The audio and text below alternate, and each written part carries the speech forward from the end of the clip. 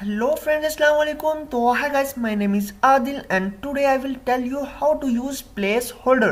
So let's start.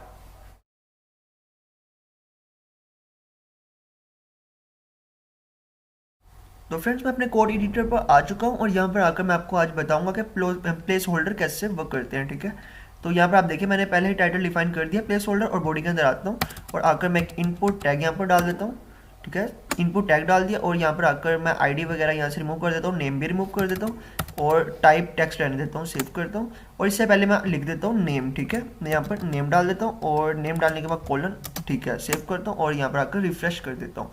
तो friends आप देखें यहाँ पर आप कुछ भी एंटर कर सकते हैं, यानी नेम एंटर कर सकते हैं। तो मैं क्या करता हूँ यहाँ पर इसका ना साइज थोड़ा सा इंक्रीज कर देता हूँ ताकि आप परफेक्टली देख लें। ठीक है, ओके, अब परफेक्टली आपको नजर आ रहा है आई थिंक। तो प्लेस होल्डर कैसे वर्क करता है, तो फ्रेंड्स आपने कई बार कई फॉर्म्स में देखा होगा कि आपको यहाँ पर इंडिकेट हो रहा होता है कि यहाँ पर नेम एंटर करो, प्लीज एंटर योर नेम, और जैसे आप एंटर को प्रेस करते हैं तो वो गायब हो जाता है। ठीक है, तो वो कैसे वर्क करता है प्लेस होल्डर, तो अब हम देखते हैं। मैं यहाँ पर प्लेस होल्डर का एट्रीब्यूट डालता हूँ। ठीक है, प्लेस होल्डर के अंदर मैं यहाँ पर वही लिख देता हूँ, एंटर योर नेम। ठीक है, मैंने एंटर योर नेम लिखा है, सेव करता हूँ, साथ इसके आगे ना कुछ मैंने ऐसे डाल देता हूँ। ठीक है, सेव करता हूँ, जैसे रिफ्रेश करूंगा तो आप देखें यहाँ पर आपको इंडिकेट हो रहा है कि यहाँ पे आपने नाम एंटर करना है अपना। ठीक है, एंटर योर नेम, तो मैं आपको अब आपको परफेक्टली आ रहा है। ठीक है, तो फ्रेंड्स मैं जैसे ही क्लिक करके कुछ भी एंटर करूंगा तो ये गायब होने वाला है। देखिए गायब हो गया, लाइक मैं अपना नेम एंटर कर रहा हूँ। ठीक है, मैंने अपना नाम लिखा और ये गायब हो चुका है। और जैसे ही मैं इसको रिमूव करूंगा तो सॉरी यहाँ से मैं एक मिनट, जैसे मैं इसको रिमूव करूंगा तो वो प्लेस होल्डर दोबारा आ जाएगा। तो प्लेस होल्डर इस तरह वर्क करता है।